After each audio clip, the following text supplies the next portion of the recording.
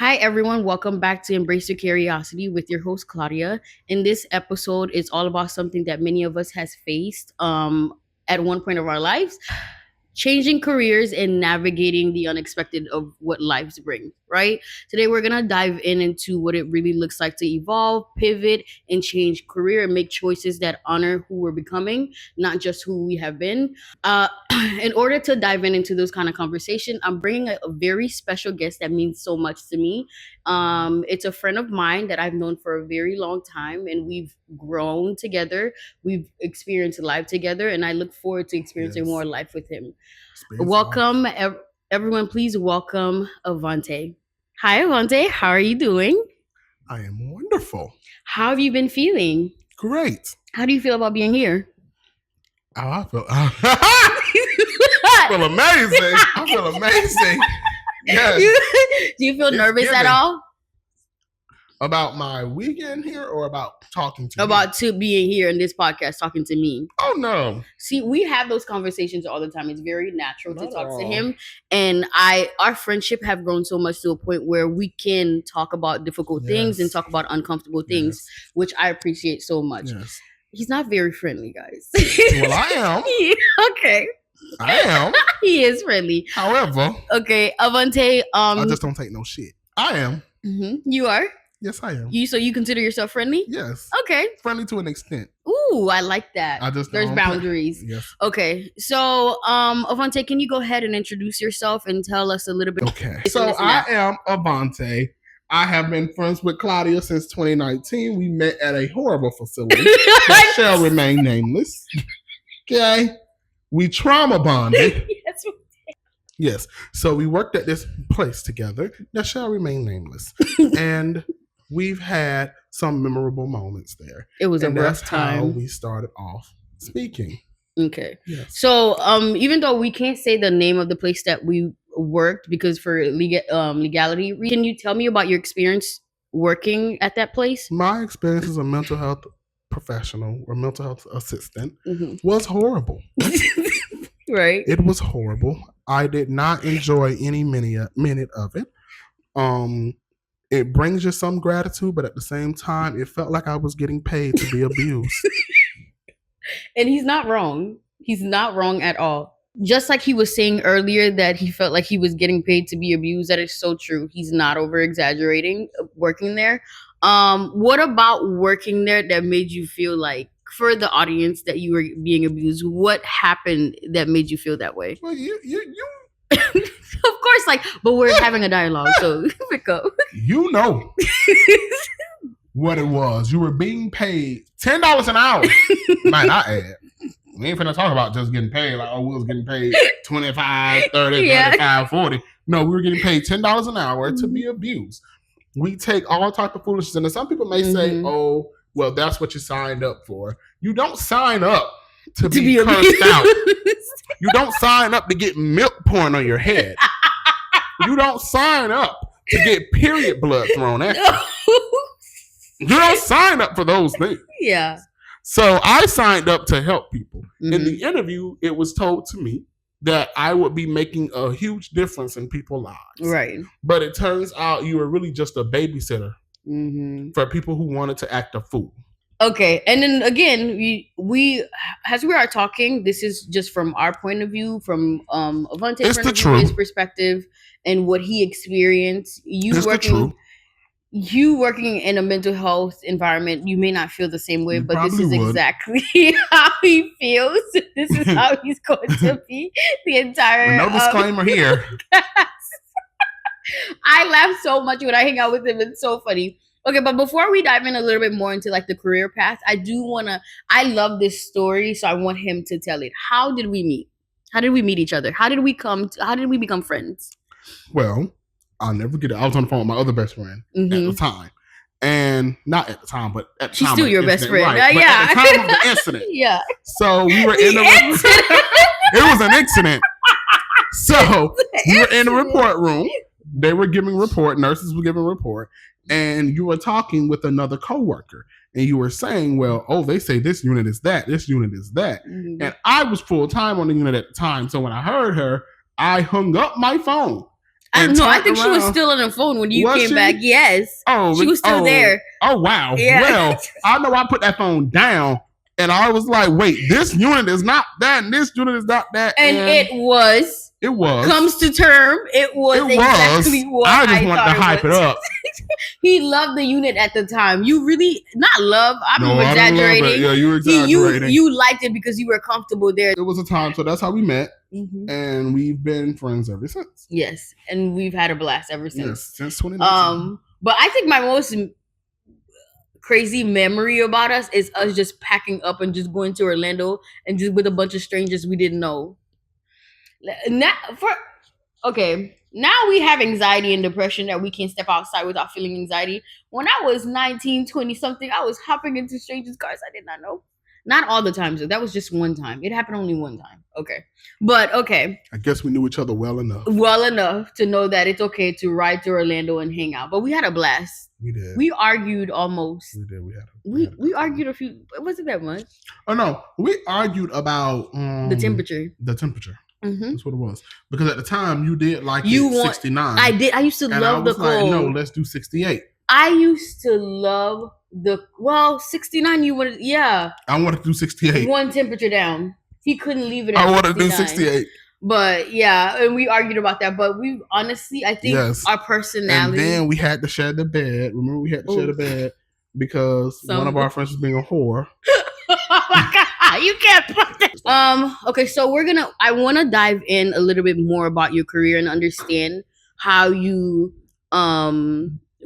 where you are now, right? So you went through the mental health path, but before you got there, which is a story I love when you talk about because it will explain how it's important that you allow yourself to change, allow yourself to pivot. Your life may not, where you are right now is not your final destination. And Avante is going to tell you a story about his life, which could show you an example of what it's like to make changes in your life without having a care in the world, only to wanting to take care of yourself, which is very important.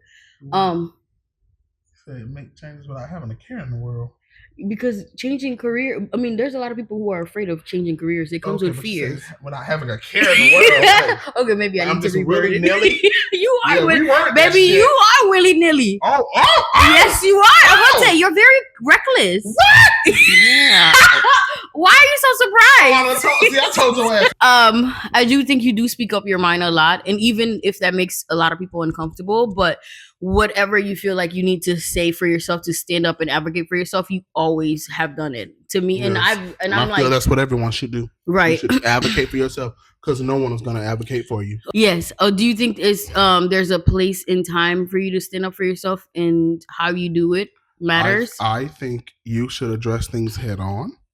I think you should address things in that moment when they happen, because what happens is, and I've done this before, which is why I do what I do now. I walked away, and what happens is you let it fester, and then it bothers you all the time. Well, I know for me, it bothers me all the time. To a point of insanity for yeah, it does. And then you'll walk around, even just in your job, you'll walk around upset. Yeah. And everybody, what's wrong with you? Why are you mad? Well, this person said something to me 2 weeks ago. You should have addressed it then. Yeah.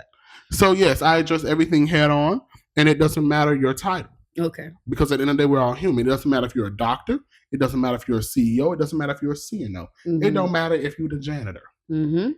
If you have stepped out of line with me, then it will be addressed. Okay. And I ain't finna jump on you. Okay? I ain't finna cuss you out. But I'm gonna let you know in a respectful tone. Please do not do this. Right.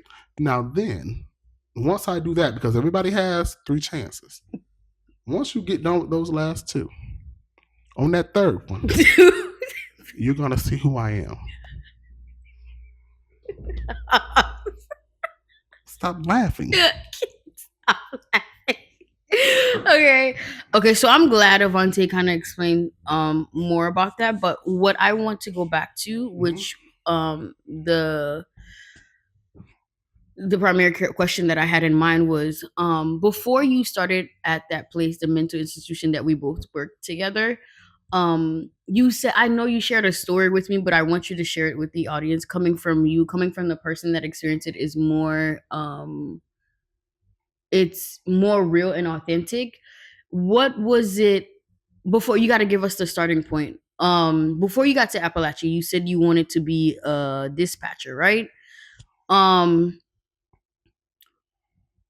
how and now I may be losing my thoughts a little bit, and correct me if I'm wrong, but now that Avante is a respiratory therapist, before he got to that point, he went through some phases in his life where he felt stuck and felt, is that the a good word?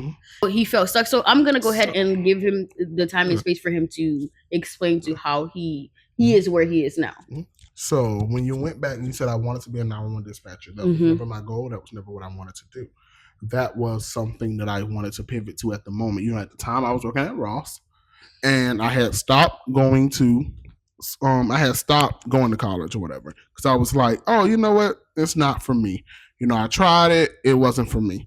So I was like, let me pivot to 911 dispatching. I didn't get that job because I was licensed. Let's be clear. I was licensed for that, but I didn't get the job. So I ended up applying to the mental health facility.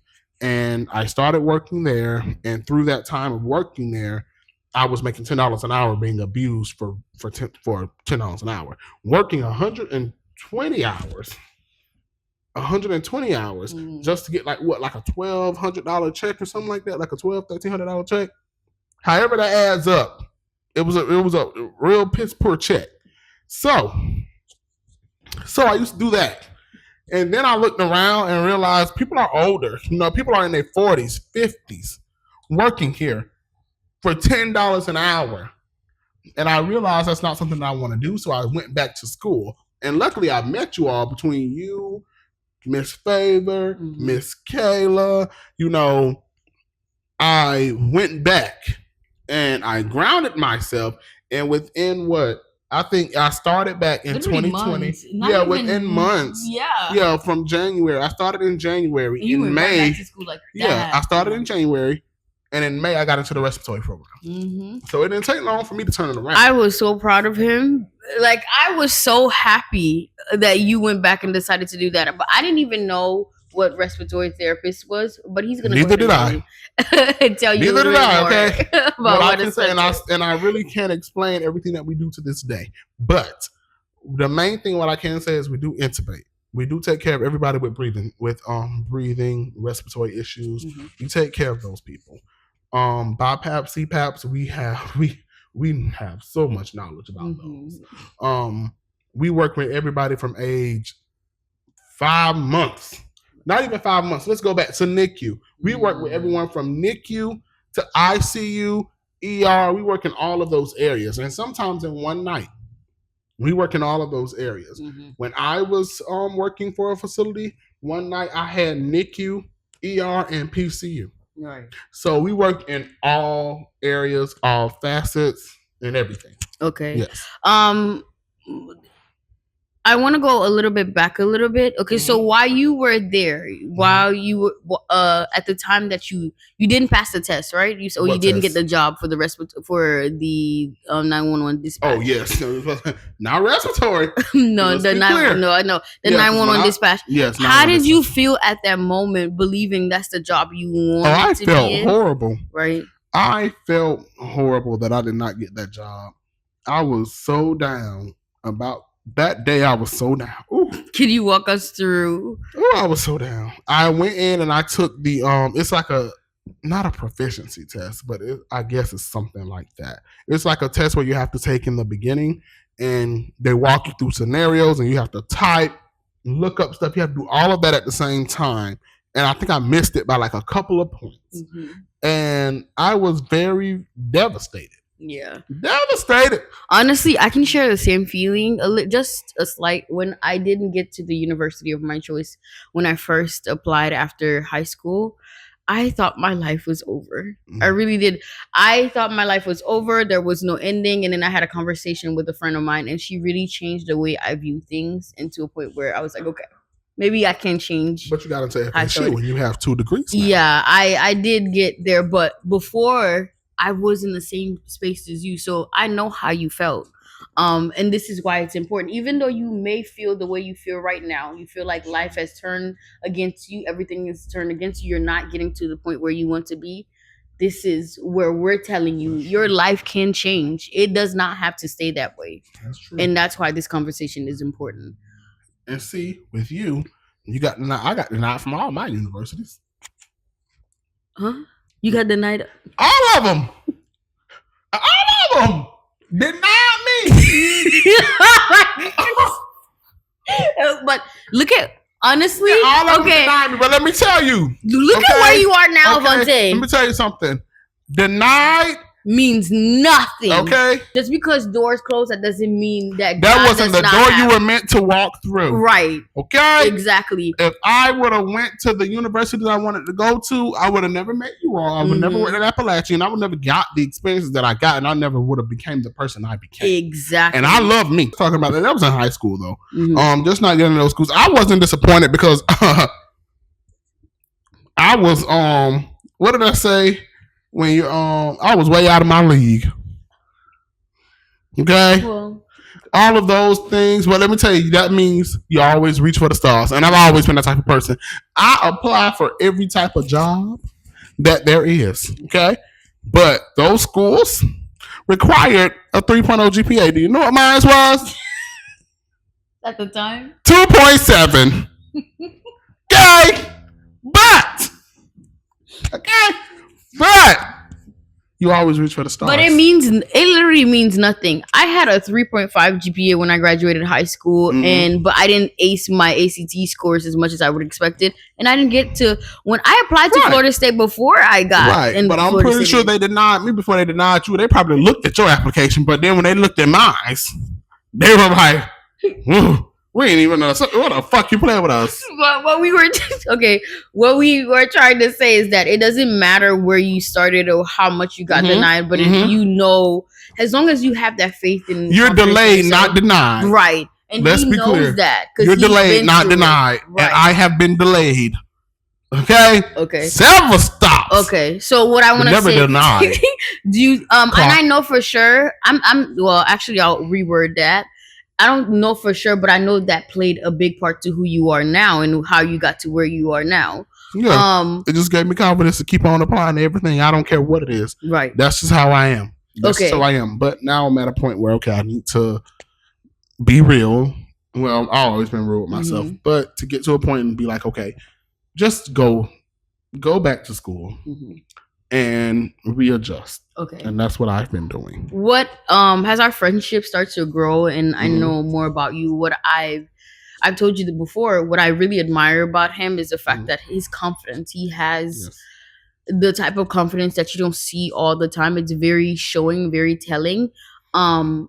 What is it? How did you come to gain that much confidence about who you are and the things that you do that nothing else outside, you don't look or seek outside validation, you look for validation within yourself, and you show it in everything that you do? How did you become this way? I really don't know how I became this way. I really honestly can say I feel like I've been like this all my life. Yeah. I feel like I've had confidence instilled in me through my mother, and I gave me an inch and I ran a mile. You can't tell me I'm not the best thing walking. You can't tell me that. And that's a period. In my career, in anything that I do. And I'm also the type of person, I'm willing to learn anything. And I think that's confidence in itself. And that's the thing. My confidence really is like, I can be honest with myself. I know what's for me. I know what's not. I'm to the point where, hell, you know what looks good on you and you know what doesn't. A lot of people don't give a damn. They feel like if I can wear it, I'm going to put it on. I'm not that type of person. I know what's for me. I know what's for me, and I know what I can't do. I know what I can do. I know what I can improve on. My confidence comes from honestly just being honest with myself. And if you're honest with yourself, then you can be confident in yourself. That's how I feel. I don't know about everybody else. I ain't just know about me. I ain't telling them what to do with that. Right. Telling them what I do with mine. You heard it from him. Again, this is coming from his perspective and how he feels about himself, how he view himself. Mhm. You said that your mother played a big part of your confidence. Mhm. What is it that she did that modeled how you wanted to be, how your confidence grew and who you are now today? It's not anything that she did, it's just how I seen her. Mm-hmm. And what I seen her do and how I seen her act. And how I seen her act, yeah. And that was just that. It's not anything that was said to me. It's not anything that anybody has. Yeah, no. It was just how I seen her, how I seen her carry herself, and how I carry myself. I don't know. I really, honestly, I cannot really tell you where it came Where the from. confidence come from. But I just know I am really confident in myself, and especially how I am is if I know it, you really can't tell me. Right. You can't tell me no different. I don't give a damn. And I don't think you've ever lost your way when it comes to being yourself or always showing up for yourself. Or your confidential. I don't think you've ever. I've experienced it where I've always known. No, I won't say I've always known. I've got to a point where I really knew who I was, but there also a point in my life where I've lost myself as well too. So to see you and when I say every time I meet up with Avante, nothing has changed as in a good way. Not nothing has changed as in he hasn't evolved and becoming a better version of himself. He has, but nothing has changed to the confidence and self-esteem that I see in himself. And which I appreciate so much. You always vocalize and sometimes me and him we get into argument. I said sometimes he don't need to say what he needs to say, but he will tell me like if I'm going to voice my opinion, you're going to hear it. And that's one thing I've appreciated about you, because there are people out there who haven't shown that, but you walk in your light. You are who you are, and you have faith in everything that you have in your mind and who you are as a person. And I appreciate that. Thank you. You're welcome. If anything impacted your life more than anything is working as a mental health assistant or working in a mental health institution, and it did for me too. I'm gonna go briefly and say this. I've always wanted to be a forensic psychologist. When I walked into that place, I thought the world, innocently me knowing, I thought the world was going to change for me. I thought I was working in my field, and I was very happy to be there. But as I stayed there, I realized that was not the place I wanted to be. And it could be the place that I worked in, the people that I worked for, or the people that I engaged, the clients that I paid for. Yeah, it was just not for me. But for Avante, I think that shift your life more than anything. How would you say? Can you take us to the step to how mental health, the mental health institution or the environment that you worked in as a mental health assistant impacted your life? That job really shaped me. It really did. To be honest, that job shaped me. And we were so young, so impressionable, influential. Like that job, it just changed me. It really did. It changed. What about yourself that it changed so much? Because it feels like I don't want to say. Are we trauma bonding right now? I think we are. No, we did trauma bond. We did. It was over trauma. It was, like I said, if you get milk poured on your head, if someone comes and attack you, and you can't do nothing about it, you trauma bond in that facility. You do. I think everyone that we work with, we have a special bond with each other because no one knows what it's like to work in that facility but us. Like, we could really have a reunion. No, seriously. We could. And only talk about that facility. It's not a joke. We could. Like on some, like, yeah. Like that. Woo. Woo. But we have grown. Yes, we have. We have left those jobs behind. I do think it gave me a great foundation. That I can say. Truth be told, I don't regret it. I don't. It gave me a great foundation. It gave me some of the most memorable times that I think I would ever have working. It really has. It honestly, oh my God, I had a ball at that job. I really did.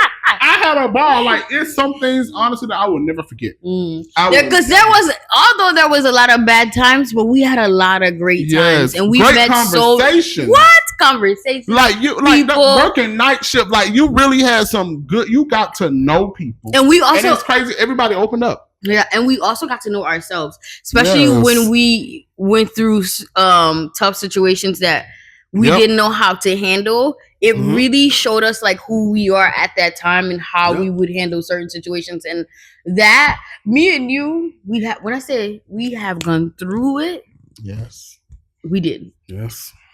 Okay, so you talked about your respiratory therapist. You talk about your journey to get there. You talk about the journey that you went through to be who you are now, and your confidence in how he showed himself. We want to make this video really short, not long. Was there anything additional things that you wanted to add before we end this episode? No. I want to ask you 3 questions before we end this episode. Let's go ahead. Because I want to know for myself. Can you tell me what 3 words that describe you, who you are now? What I can say is not 3 words, but maybe a word and a phrase. So maybe a word and 2 phrases. So I could say leader. I'm a leader this year. Always fight for yourself is a phrase. And speaking up for yourself is a phrase. So advocating for yourself. Advocating for myself. Absolutely. Absolutely. You have to fight for yourself. You have to fight for yourself because nobody will. I don't care what you do, what you say. Nobody else will fight for you better than you fight for yourself. Okay. And the last question is, and this is how we're going to end the podcast. And I think it kind of relates to fighting for yourself, but what one thing would you say describe how the year will end to you? Because I don't know how fighting for myself. Yeah. Fighting for myself. Right. That's one thing that I can say. That's one thing that I've learned this year is to fight for myself. I fought for myself in every aspect of my life this year. And that is one thing that I can say. You can fight for yourself and come out on the other side. And fight for yourself. Would you say this year has been one of your toughest years? Because I don't think it was one of my toughest years. Even though I went through some crazy stuff. Yeah. But it wasn't one of my toughest. It wasn't one of the toughest. That's the thing. And it's crazy to think because you could think this year is going to be your toughest year, but then you got to realize, okay, I'm 26. I might die when I'm 60. 26 ain't finna be 2025 ain't the toughest year that's ahead of me. You keep on living, the years are going to get tougher. Right. But you just have to keep a level head and learn how to deal with your shit. Hear first from the person who shared his experience about his life and what he went through. Well, everyone, thank you for tuning in and to Embrace Your Curiosity. If this episode resonates with you, please like and subscribe and leave your comments. Comment, and subscribe. He wants to take over. Comment and let me know what you think. Engage in the comment section. I will also engage with you guys as well too. Let me know if you have anything else that you wanted to add. Anything else before we end this? Nothing else, but like, comment, and subscribe. You heard it from Avante. All right. Talk to you guys later. Bye.